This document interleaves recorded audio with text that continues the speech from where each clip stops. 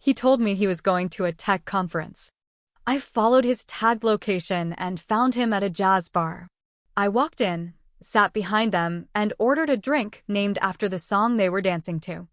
I'm a 42-year-old woman living in San Francisco. I've been married to my husband, Mark, for 17 years. He's 44, a software engineer, and works for a well-known tech company downtown. We have 2 kids, both in high school. Our life has been stable, or so I thought. Mark often travels for work, conferences, client meetings, product launches. It's part of his job, and I've always been supportive. But over the past year, things changed. He became distant, distracted, always on his phone. He'd come home late, claiming work emergencies. I wanted to believe him. I tried to. Last Thursday, he told me he had a tech conference in Los Angeles. He packed a small suitcase, kissed me goodbye, and left.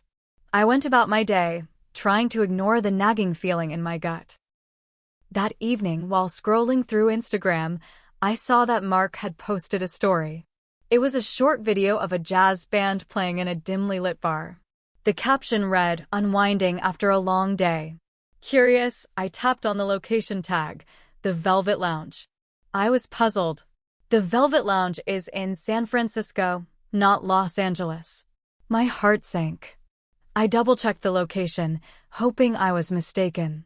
But there was no error. Mark was still in San Francisco.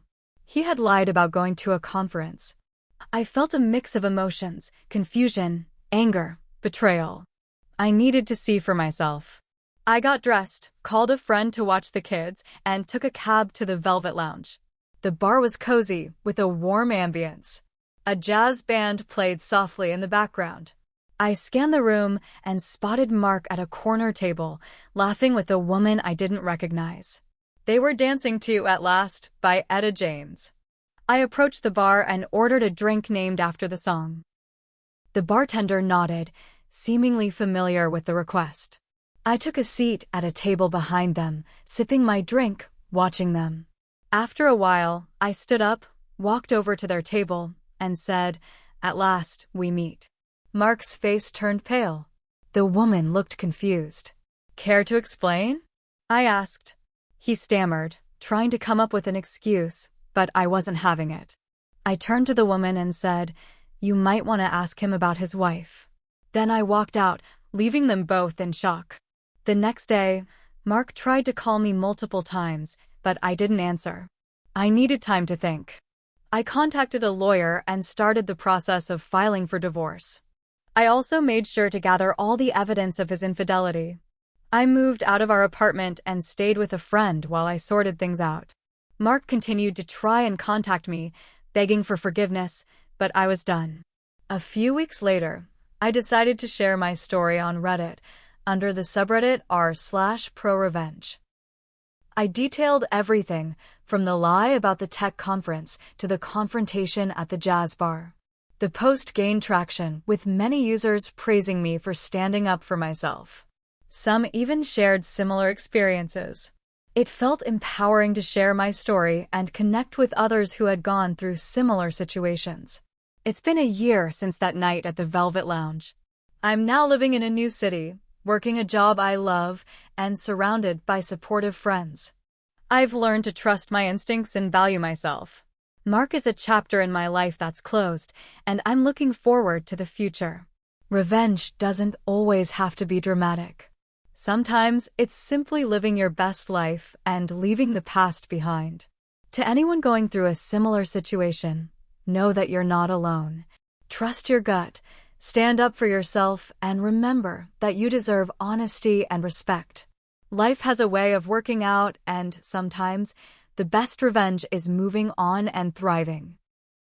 I hadn't even been in my friend Dana's guest room for a full week when the first letter showed up. Not an email, not a text, a real letter. No return address, just my name, printed in block letters. Inside, it said, "You made a scene." I didn't deserve that. No signature. I read it 5 times. I wasn't scared. I was pissed. I sent a photo of the letter to Mark. He replied 2 hours later, "It wasn't me." I didn't believe him, but I couldn't prove it either. I blocked him after that. I wasn't about to play games. The next letter came 4 days later. This one had a photo. It was me, standing outside the grocery store down the street from Dana's place. I was holding a bag of apples. The message said, "You can leave, but I still see you." That time my hands shook. Not from fear, but from rage. I showed it to Dana, and she freaked. We called the cops. They opened a report, but with no direct threats, there wasn't much they could do. I bought pepper spray and started watching my back. Dana offered to set up cameras, but I didn't want her dragging into something she didn't ask for. That weekend, I stayed inside and tried to forget about it. Until Sunday night, when Dana and I went to a small comedy show in the Mission District to blow off steam. Guess who I saw sitting 3 rows in front of me? The woman from the jazz bar. I wasn't sure at first, but when she turned her head, it was her. That same red lipstick, the tiny mole near her chin. She wasn't laughing. She wasn't even watching the show. She kept turning to glance back, toward me. I didn't say anything to Dana. We left early. The next morning, I got an email from a burner account. No name. Just a subject line, "You should have stayed quiet." Inside was a photo of my kids outside their school. Now I was shaking. Now I was scared. I called my lawyer. I told her everything. She told me to document every message, every sighting. She also told me to get a restraining order, not just against Mark, but against the woman too. I didn't even know her name yet. I called Mark's work. They said he was on a personal leave. That night, I drove past our old apartment. Mark's car wasn't in the garage. The lights were off. It looked deserted. But across the street, in a parked car, I saw someone sitting in the driver's seat. A figure with long, dark hair. She was holding something. A phone, maybe. Maybe a camera. I didn't stop. 3 days later, I was served papers. Mark was suing for joint custody. We hadn't even filed the divorce yet. His petition claimed I was unstable, vindictive, and emotionally erratic. He said I'd abandoned the family home. He said he wanted to work on the marriage, but I chose revenge over reconciliation. I stared at the papers, trying not to scream. He was setting me up. He wanted to look like the victim. And she, whoever she was helping him do it. This wasn't about the affair anymore. This was war. And I wasn't about to lose. I started digging. I needed to know who this woman was. If she was going to follow me, threaten me, show up near my kids, she wasn't just the other woman anymore. She was part of something bigger. I remembered the bar. The way she acted when I confronted them. She wasn't surprised to see me. Not really. She looked at Mark, not me, like she expected him to fix it. She didn't say a word. So I did something I didn't want to do. I reached out to one of Mark's old coworkers, someone I used to run into at holiday parties. Nate. Quiet guy, always a little awkward, but decent. I told him I needed to ask about someone Mark might be seeing. Nate hesitated at first. Said he didn't want to get involved. Then he asked, "Is it Vanessa?" I froze. "Vanessa who?" "Vanessa Cho," he said. "She used to work at the company. Left about 6 months ago. It got weird between them. Everyone knew. They tried to keep it low-key, but HR got involved. She wasn't supposed to date anyone on her team. He was her direct supervisor. Now I was writing everything down. Nate said she quit after a formal warning. Disappeared from the office. Mark said it was her decision. No one heard from her again. Until now. I dug deeper. Found her LinkedIn. Deactivated. Instagram? Private. Twitter? Last post 6 months ago. A quote, "Some fires don't burn out. They just move." What the hell did that mean? I handed everything to my lawyer. She filed for a restraining order against both of them. Meanwhile, I talked to my kids. Told them things were complicated. I didn't want them scared. But I also didn't want them in the dark. 2 days later, someone broke into Dana's garage. Nothing stolen. Just the lock damaged, Door open. I didn't report it to the police. I knew they wouldn't do anything. I changed the locks myself. And then Mark showed up at Dana's. I came back from getting groceries and saw his car parked across the street. He wasn't trying to hide it. Just sat there, engine off, window down. I walked right up to him. "What the hell are you doing?" He looked at me like I was a stranger. "You need to stop this," he said. "You're making this worse than it has to be. You lied to me. You lied to everyone. And now you're stalking me." "I'm not stalking you." "Then why is your girlfriend outside my kid's school?" He blinked. He didn't know. I told her not to do anything stupid. So he did know. I laughed. Too late for that. Then I saw his hands, his knuckles were scraped. "What happened to your hands?" "Nothing," he muttered and started the engine. He drove off. Later that night, I got a message on Facebook. A new account, no friends, no photo. Just one line. "You think you know him? You don't." Attached was a photo. Mark. Sitting on a park bench. Not with her. With another woman. Blonde. Much older. They were holding hands.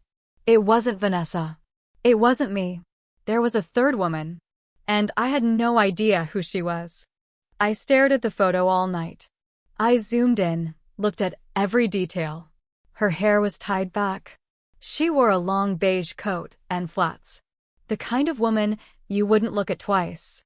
But the way she leaned into Mark, the way he touched her hand like it was second nature, that was someone who had known him a long time. I didn't sleep. I couldn't. The next morning, I called Nate again. I sent him the photo. He called me back in minutes. "I know her," he said. "That's Marianne. She used to be Mark's assistant. Years ago. She left after an incident. No one really knew what happened." "How long ago?" "Maybe 8 years? That was around the time we had our second kid." So I sat down and made a list. I wrote down every weird moment, every time something felt wrong over the years. Times he'd missed birthdays. The sudden weekend, business trips.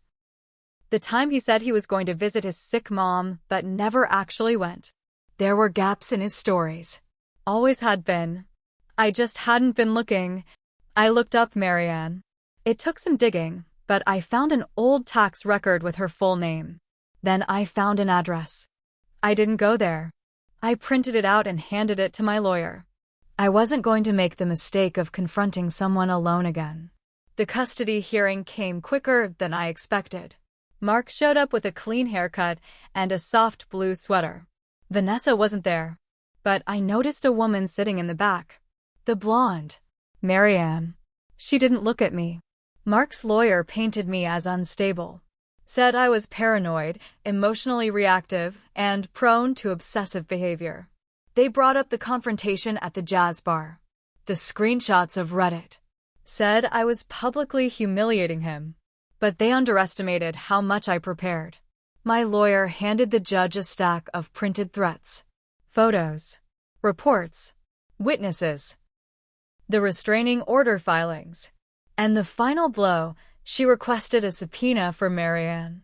Turns out, Marianne had a child. A boy. 7 years old. And DNA confirmed what I had feared. He was Mark's. Not just an affair. A second life.